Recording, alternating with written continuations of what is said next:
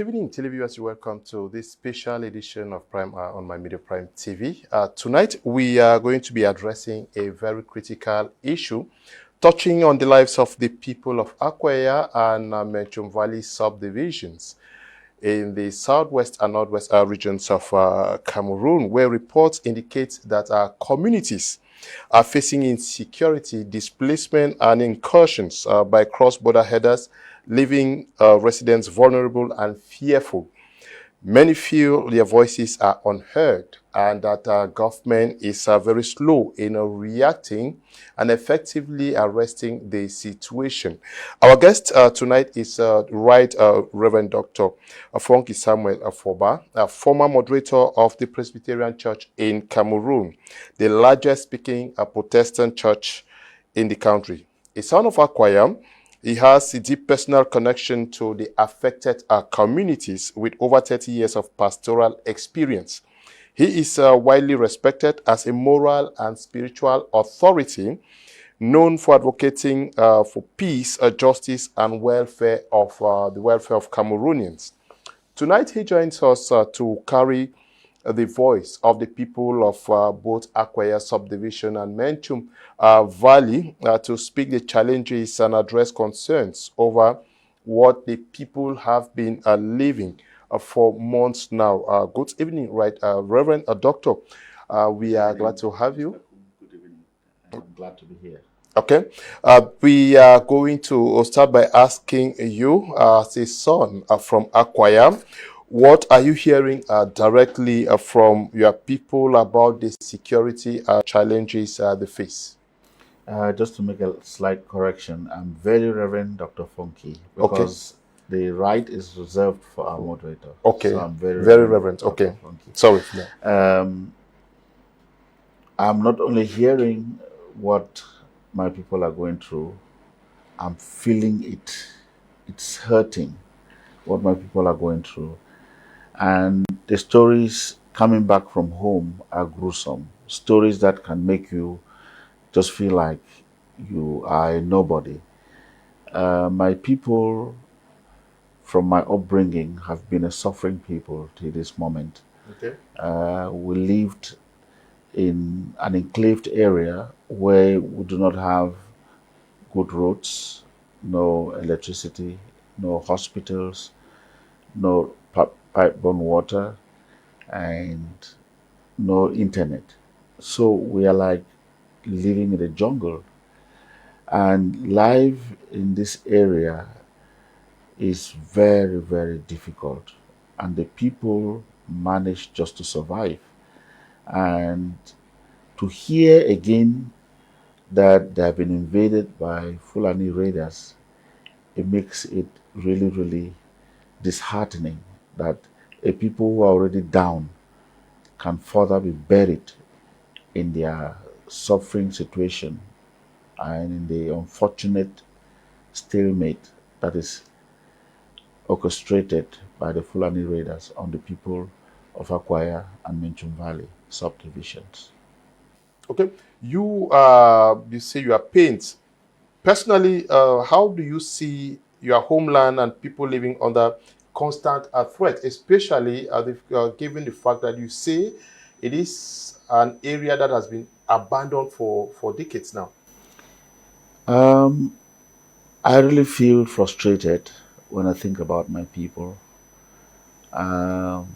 because I think the enclave nature of the area has made life vulnerable for the people. They cannot survive because even if they are attacked, they will not have the possibility of reaching the administration of this country to explain themselves and to let them know what is happening because the roads are not there and there's no internet.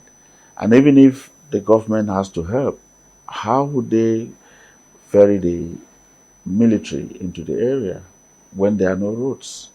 So most often when the government has to send a few military officers in the area, they come by helicopter, and when their 3 months stay is over, they are taken back by helicopter and another group is brought in. So that's how we are functioning in that area. And it's a situation that can make you conclude that my people have been abandoned by the government of Cameroon. Okay, the people feel abandoned by a voice, but now you have been talking about the plight of the people for so long, and this has been dragging for months today.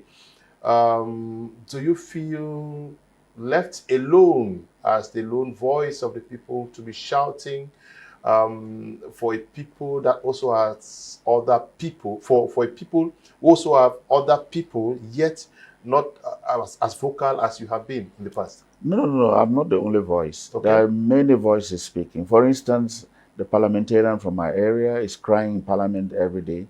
The mayor is crying every day. Other elites of Akwaya are crying every day. And sons and daughters of Menchum Vally are also crying. And it's an issue that all of us are crying, but the voices are not heard. So we'll continue to cry. And we are planning to see how we can bring our resources and our forces together in order to continue to push now from one front with all of us engaged in this fight by making our voices heard at all costs. So it's not just me spearheading this. All of us are involved. And I'm sitting here in the name of my people, the Akwaya people, and also the Menchum Valley people. Yes, how do they perceive your voice and role in amplifying their plight? Do they send you words of encouragement? Do they believe that this time around something is going to happen in their favor? Mr. Kum, I'm not doing this for anybody to heal me. Okay. I'm suffering. As long as my people are suffering, I'm suffering. It's my own way of contributing alongside other Akwaya elites and Menchum Valley elites on how we can take our people out of this quagmire, because it is a situation that does not need praises when you come out to speak about them. So I do not need praises from any of my people, because I'm just doing what I'm supposed to do as a son of the area. Okay. Now, how close do you work with the local leaders back there? Can you paint a picture of what life looks like behind that? We're talking about displaced, losing livelihoods, and people under constant fear. Yeah, what our people back at home do is that when these incidences take place, they record them and then climb the mountain to send the images to us and to make voice notes to us. And they use the Nigerian Glow, the Nigerian network called Glow, to reach us, because we're bothering Nigeria. And that's how we get to know what is happening, and then we'll be able to talk to them, leave voice messages. Whenever they go back to the hill where they can have network, they will listen to what we have said and then get back to us. That's how we function. And in most cases, we have told our people not to shed blood. Okay. They should follow the law and abide by the law of this nation. They should not spill blood. They should just follow the law, and we'll see how the government of Cameroon can come in to free our people. Your description gives the impression of a community that lacks electricity, that lacks the basic telephone network, that lacks a road. A while ago, the basic necessities are not there. No roads, no water, no electricity, no hospitals, no internet. That's how we're living, and we're living in a jungle, so to speak. And of recent, government awarded a contract to electrify the village of Bombay. Okay. And so the whole village came out to support the contractor to put panels on how they can light the village. Of course, the Fulani raiders came, stole everything from that contractor, all of his money and his belongings, and raided his house or where he was staying, and did same for the whole village. So the man left. Even the one who was building a classroom in the village also left. So That is basically the situation in which we are going through, and it becomes so difficult for our people to continue to live life in abundance as if they have been cursed to live in such a difficult situation. Now, how did this start? Are there some persons within these communities who negotiate with these headers who are coming in from Nigeria, or the guys just leave Nigeria and are invading villages? Are they not working with some persons from within these communities? Just to give you a little bit of background history, Okay. these fellows came from the northern part of Nigeria, invaded Taraba State and also Benue State in Nigeria. Okay. As we speak, the Nigerian government has not been able to overcome these fellows, or maybe they are just negligent about it and they are not looking into the whole situation. So they have conquered parts of these two states in Nigeria, burned down whole villages and occupied the land there. And as if that is not enough, maybe because of their cattle, they first started by coming into one village called Bakinjo and Bauru in Menchum Valley, Bakinjo in Akwaya, and the small group of army that government left in that place confronted them, and 7 or 8 of them were killed. So the few who are there now are helpless. They cannot do anything. So they are coming in their hundreds, and each one of them is well armed. So it's not like somebody negotiated for them to come. They are just conquering and going and exploiting land for their cattle. So it's a situation that the people on the ground cannot be able to confront them because they don't have guns. How will you confront people with heavy ammunition? Okay. Yeah, what's the situation of these incursions? How has it affected children, schools, and local businesses? We cannot be talking about affecting people. Whole villages Are deserted? have deserted their homes and they're looking for solace, shelter wherever they can find. And in that light, the schools that were not even functional are just closed down. Everybody is just struggling to survive and to live.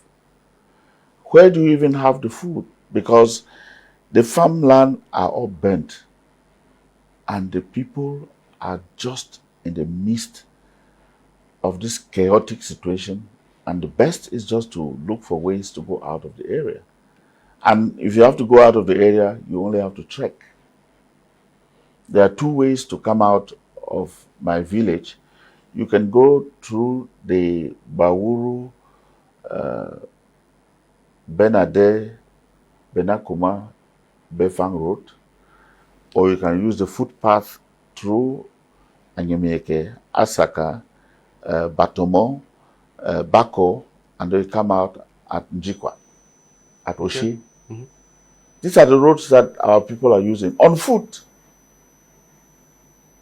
So, or you go through Nigeria, you go through Otanga, Obudu, and then you find yourself in Ekom, which is in Cross River State, and then you cross over to Ekok, which is Cameroon land, and then you can come into Cameroon.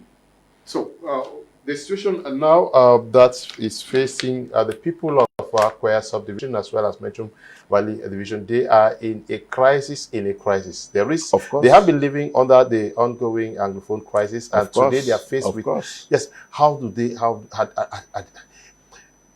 Yes, very complicated. It's complicated. The people are really devastated. If you look at them, you see them like refugees in their own country. They are looking like prisoners in their own country, and they are caught up in this dilemma, and they don't even know where to go to and what to do.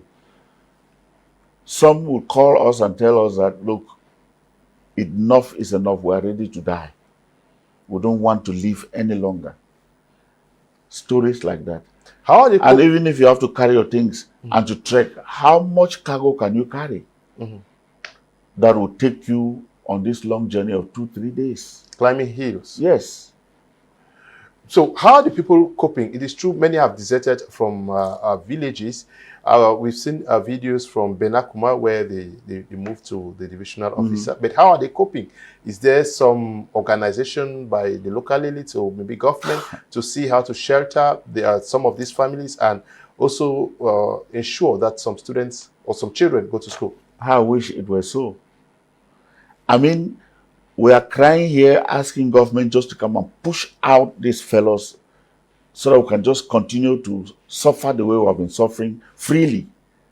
And government has not done that. So why are you talking about organizations and government to take care of people and send children to school? It's not. It's a sad situation. It's a sad situation. And as we speak here, I'm really, really devastated. And it's hurting me a lot that a people with dignity accepting Cameroon as their country and knowing that they are Cameroonians, their rights have been denied them. Their rights have been denied because they are living now like strangers in their own country. And then foreigners have invaded the area and taken over their homes and their livelihood, and yet nothing is happening. Nothing is happening. It's true that many of those who live there think that government's response has been very, very slow. Government behave as if they are not aware of what is happening. You have shared the same concern here. Where is the problem? Is the problem at the level of Yaoundé? Is the problem at the level of Manu and Menchum divisions? Southwest governors and the Northwest governors? Where is the problem?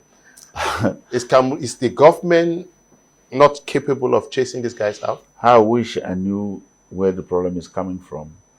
I wish I knew why government is silent. But I want to let you know that government knows that this is happening. Government knows. But I cannot figure out why they are silent. But government knows. Because we have written, elites of Menchum Valley and elites of Akwaya have written at all the levels. And they know what is happening. And let's assume that they don't know. At least now that I'm speaking here, they should know. That their people, their citizens, are suffering in the hands of Nigerians in Cameroonian land. Who will allow that? Who will allow that? That your own people who have been in misery have been ostracized again by another group of people coming from another country, going against territorial boundaries and defying all odds to enter another country, and they are bold to tell the people of Akwaya and Menchum Valley that we are strangers in that area, that they are the ones who own the land. Now, these silence are from government. I don't know, you've written to them. I don't know whether you've engaged the politicians in Manu and Menchum personally and the administrative authorities. But this silence, what does this tell the people? What does it tell for their morale? Do they feel abandoned? Okay. We're talking about the morale of the people given the silence of the government. Do they feel abandoned by the people of Akwaya and those of Menchum Valley? Had felt abandoned before this present situation of the incursions of the headsmen, Fulani raiders. Yes. Why? Because before now, we Akwaya people knew that, and we still know that we are one of the oldest subdivisions, created in 1963. And all subdivisions that were created with Akwaya subdivision are now divisions. Akwaya, which is the biggest subdivision bigger than some divisions is still a subdivision. Secondly, before these raiders, we do not have roads. You cannot leave Mamfe to Akwaya. You cannot leave Bamenda to Akwaya. And if you have a problem that needs to be settled at your divisional headquarters, you either go through Nigeria or you go through Bamenda to reach Mamfe. So people who have cases within Akwaya that are in Mamfe, they have to go through these two routes in order to reach Mamfe. Okay. Thirdly, we don't have any hospital that you can say this is a hospital in that area. In my village, we still tie people on bamboos to take to Nigeria. And by the time we reach Nigeria, we'll start returning with those people as corpses. When people die, we carry them on bamboos and put in the mortuaries in Nigeria. These are gruesome situations that we are facing. So this issue of the Fulani raiders is just an issue that has come to add to the sufferings of the people. So the people already know that they are abandoned.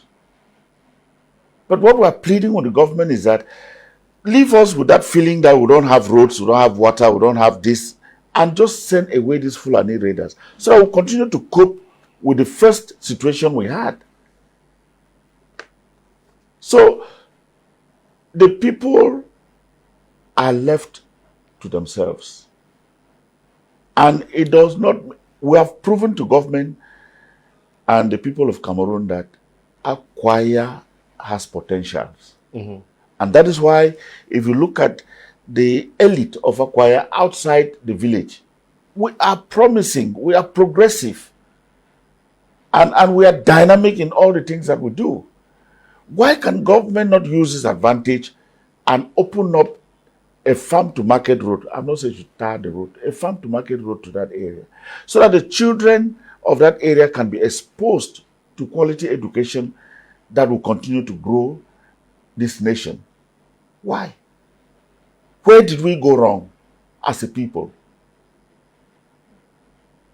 Okay, very pathetic situation, and we have some videos which we're going to be playing in the course of this program of people telling the sad story of what they are going through in both Akwaya subdivisions and the Menchum subdivision.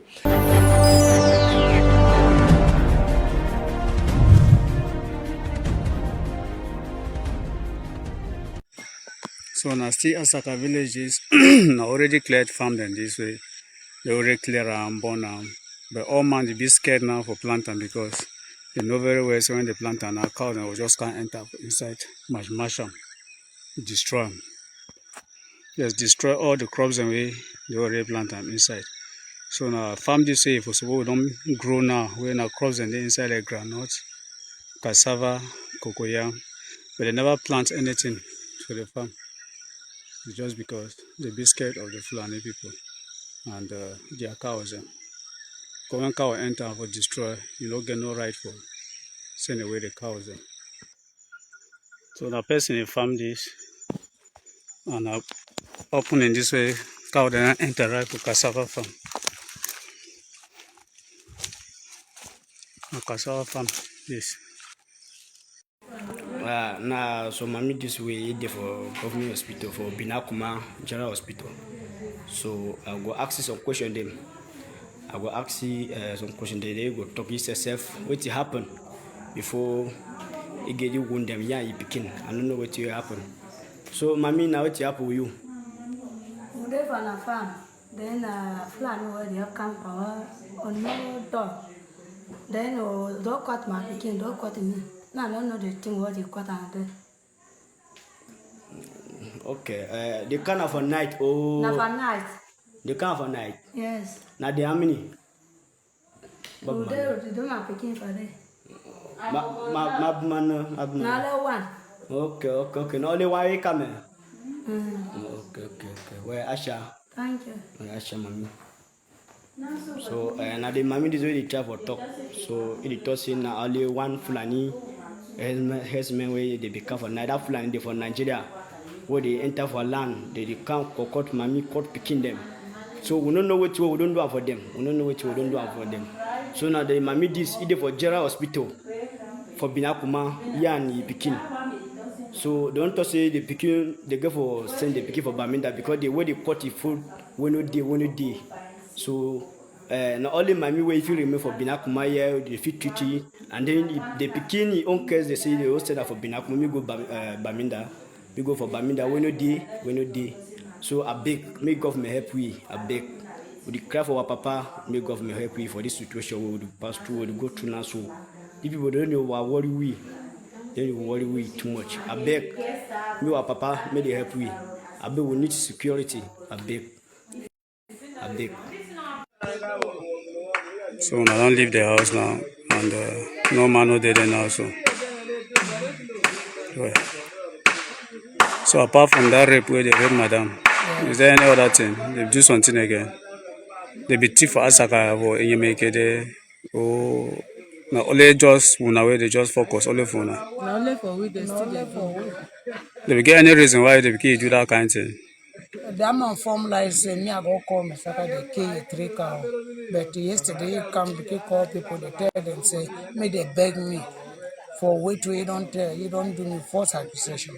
But I not say for If they come now, they don't bring the thing them. The thing them we carry for your house, they don't bring them. no one. You know see no nothing. So, I'm not sure.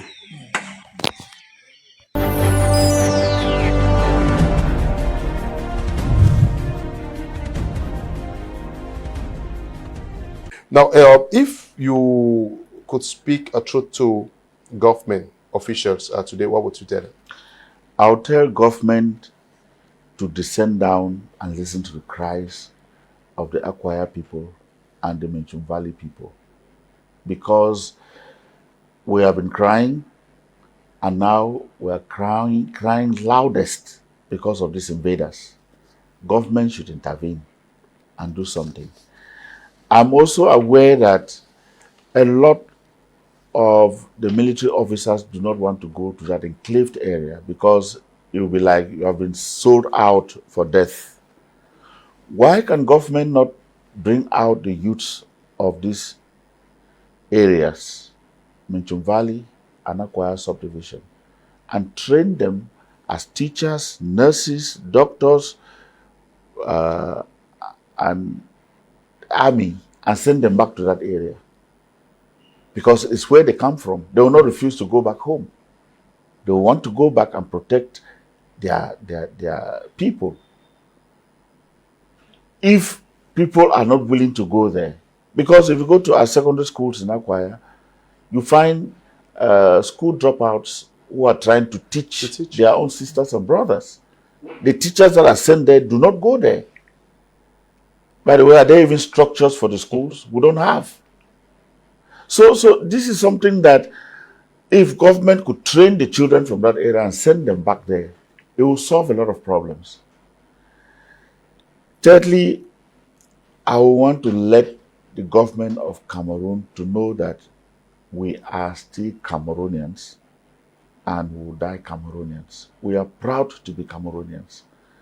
But let the government make us to feel like true Cameroonians. Because if you cross the river that is dividing Cameroon and Nigeria in my village, you enter a third road. If you go through Amana, the river that divides Akwaya town and Amana is third right to the stream. If you go to Ekok, as you cross the bridge, you enter the third road in Ikom. So why is government not aware of these needs for his own people? Now, concretely speaking, if government were to take actions to solve the urgent crisis facing these people, what should government do? First, maybe set up a military camp there? No, government should create military camps in that area. Okay. I'm not saying that you should send 10 military officers and they think that's a military camp. It will not work. Just those few cannot even be able to maintain the peace and order that is needed in that jungle. You need to send a reasonable number of military in that area. And they should not be in one spot. You can send some to the villages and spread them out, especially along the borders of Cameroon and Nigeria, so they can be able to control these movements of the Fulani raiders into Cameroon. Okay, that should be the first, and then Then the second should be the road, okay. because we need the road to sell our farm produce in order to make ends meet. Food is getting rotten in our farms. We cannot even know what to do with it. How much kilograms can you carry on your head to a market from Bombay to Benakuma, from Bombay to Otanga in Nigeria, from Bombay to Manfi? How much can you carry? Now, the situation is very, very dire. When you look at what's happening, the government needs to come in. But let's also look at the role. You have been talking a lot. It's true that today you are talking on Prime Hour, but severally you've spoken about the issues touching on the lives of the people in both Akwaya and Menchum Valley. And you don't want to believe, yes, when I say you are a voice in the place. But how can the population also pressure the political leaders of these areas to amplify your voice so that urgent action is taken?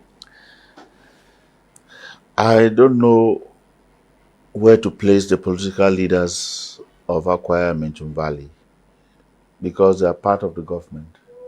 And so when I'm addressing the government on this issue, You're addressing them? I'm addressing them. Okay. I'm addressing them. Of course, they have been saying it, but we are saying that they should do more. And with their privileged positions, they should be able to see how they can penetrate the government and make some noise in order that the voice of our people will be heard and something could be done at that level. So, the politicians of our area are still looked upon as those who can bring to consciousness to government what is happening in our area. We also look up to them, just as we are looking up to the government to come to our plight. But you can only say what you can say, and if they are not willing to do it, you can't force them. Is this also the time for the people of both Akwaya and Menchum Valley to look beyond political and other lines and focus on the objective of kicking these invaders out? Because always in Cameroon, once something like this happens, people start speaking from political and other positions. Mr. Kum, it's like you don't really understand the situation and the predicament of our people. Okay. If you have 100 men well armed, and all the people you're talking about to kick out Fulani out of the area are not armed, how would they do it?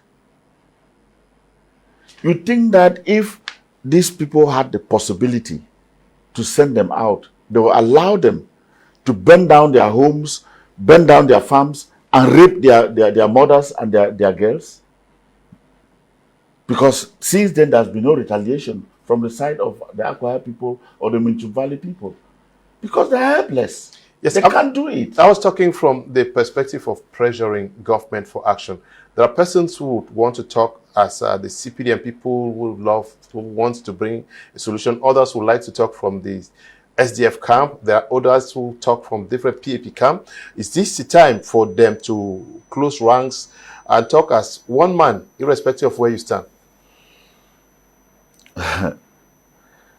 Our people do not care who is in which party. Okay. Our people care for their livelihood. They want to exist. They want to live. And they don't want to be unjustly penalized for a crime not committed. So, if you come to my area Some people do not even know what is CPDM, what is SDF. Okay. All they need is just to live. All they need is their livelihood to survive, to have the possibility of carrying their things to the market. Of course, among the elites, we have been talking, and in most cases, we have had some meetings and we still plan to have many more meetings where we can continue to pressurize. The pressure can only come from those of us who are elites outside the village who know the pain of our people, pain that we have also gone through, and we do not want that the people should continue to suffer. It's only us who can do that, can pressurize, but how much pressure can we give? And how much pressure have we not given? Yes, as difficult and very worrying as this sounds, many persons do not understand that there are mothers, there are girls who have been raped. That is, there are problems beyond just this invasion, that their mothers, sisters are now faced with rape-related problems. And yet it is not taken as a very serious issue, both at the level of the Northwest Governors or Southwest Governors Office. How do we understand this? I'm also baffled, just as you are, that a 70-old woman is raped and a young girl in her marriage is raped, and then they get up and they are saying that if they see the husband, they will kill. I mean, you put people under that kind of humiliation, torture, and you expect them to continue to survive or to continue to stay in such an environment. Of course, we have related all these stories to the quarters that be, but we don't seem to see any action yet, especially in this issue of rape. And to say the least, homes have been looted, property taken away, farms have been destroyed, food crops damaged, yet nobody is saying anything. It's just like normal. Of course, I know very well that the government of Cameroon has other issues that are plaguing the nation that also needs to be attended to. I know that the cry of help is also in other parts of the world, for instance, like what is happening in the Gulf.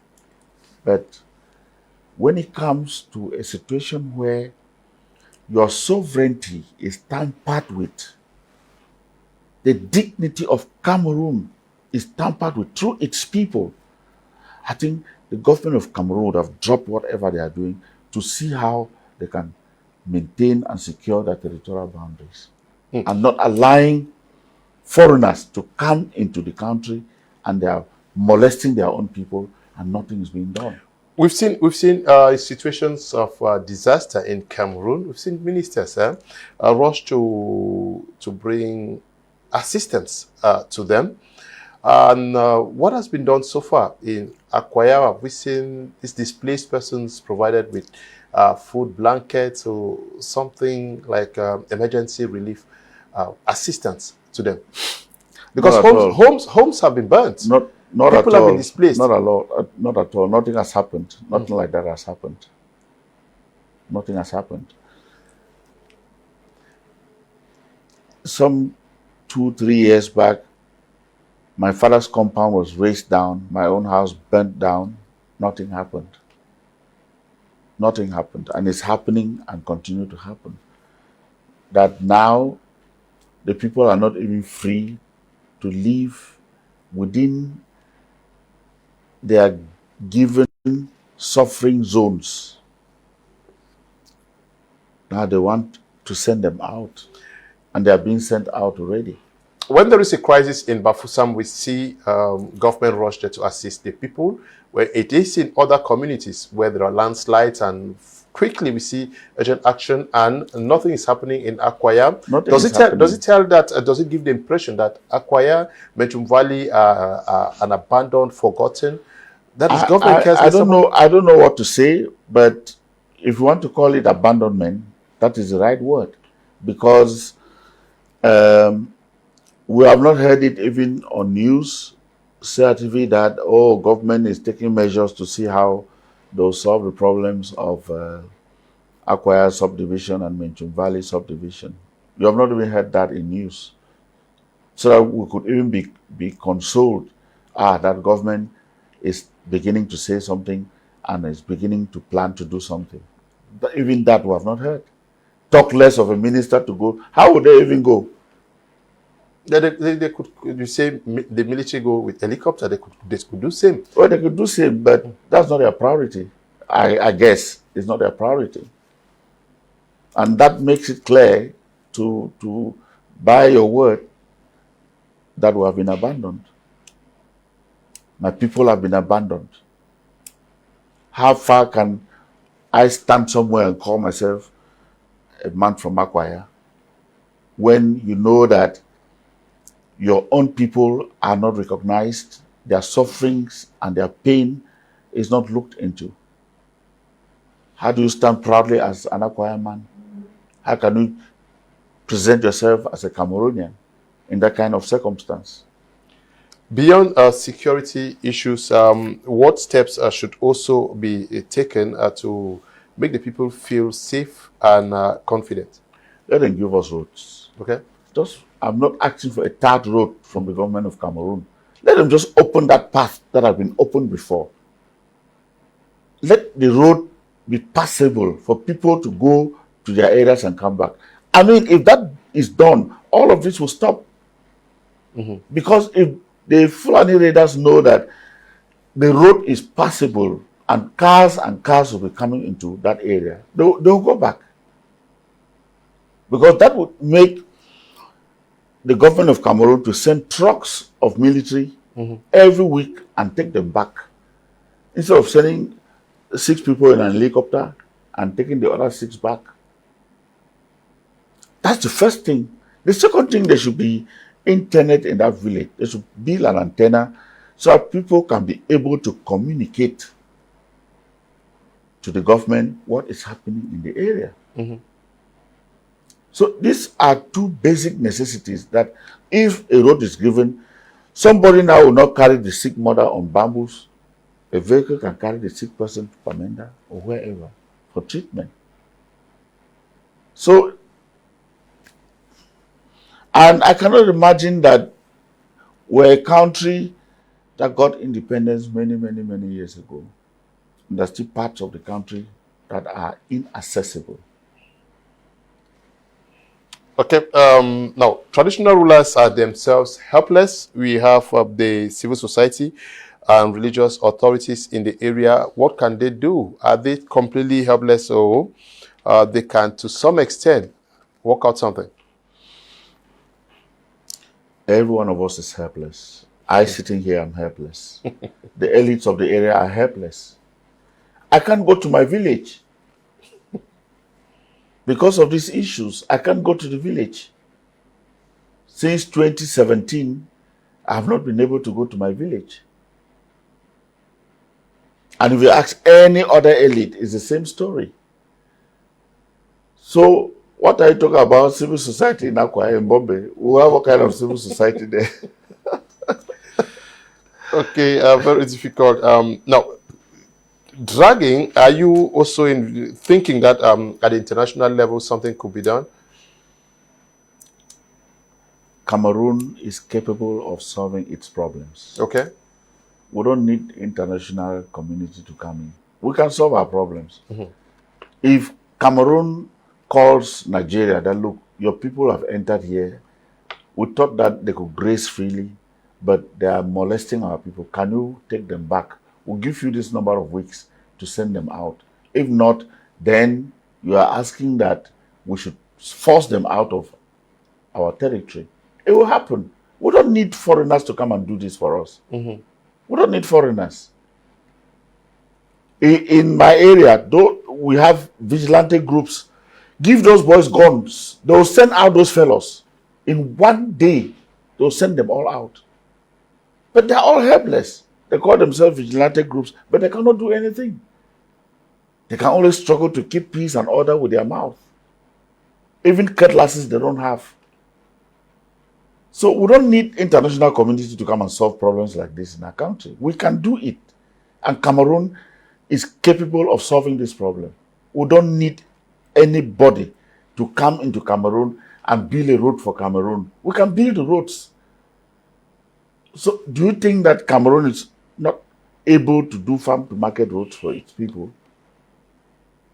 Must we wait for the international community to come and do that for us? We are capable of doing it. It's just that we have lost our patriotic spirit in this country. We are no more patriotic. Everybody is just thinking beyond their nostrils and for their stomachs. Okay. And now, what is the message you have for the people of Akwaya while we take a look at some of the videos coming from Akwaya? Well, I'll just tell my people to keep on keeping. They should be resilient and have hope that better days are ahead. And I'm very convinced that the God I serve will not abandon my people, no matter what. And one day, these raiders will go back. Okay. I'm very convinced about that. So I pray that my people should remain on their knees and continue to seek God's face. And hopefully one day government will come in to listen to the cries of the people. Now, away from Akwaya and Akwaya subdivision and Menchum Valley subdivision, what is your real assessment of what's happening in the northwest and southwest regions? Are you comfortable, and how do we get out of it? Well, the people have suffered for the problems above 9 years in the northwest and southwest region has been going on for some time now. We religious leaders in the Anglophone extraction were given a mandate to see how we can be doing our peace initiatives in our own way as religious leaders. And our convener is Archbishop Nkeya, who is the president of the Episcopal Council in Cameroon Episcopal Conference. We have been doing a commendable job at our level, and we cannot claim to be the best, and we cannot claim that it is religious leaders who bring peace in Cameroon. But we are doing our own bit, and it is helping with the other stakeholders who are also out for peace. We are doing our best to see how a lasting peace can come in our country. I don't have a prescription for the government of Cameroon on how to manage the situation and to bring about peace in Cameroon, because it's quite a complex situation. But since we're given that mandate, we're doing our own little best to see how we can bring peace. And we have used our pulpits creditably to see how we can speak to the minds of young Cameroonians and the people of the northwest and southwest regions to see how we can bring about peace. And I've often told people that we cannot succeed with the barrel of the gun. The barrel of the gun brings destruction. The barrel of the gun is not the answer. But we can lay down our arms and sit on the table together to resolve our issues. Just as it used to happen when I was a young boy. When two villages have a fight, they never use guns. They use just clubs. And after that, they sit around the fireside to solve their problems. And life went on. So it's possible that we can come back together if we call ourselves Cameroonians to look at these issues and give an answer to them and move on with life. Okay, we want to thank you, the very Reverend Dr. Fonki Samuel Foba, for accepting to be part of tonight's edition of Prime Hour. Thank you so much. It was lovely, and I'm happy that I was here.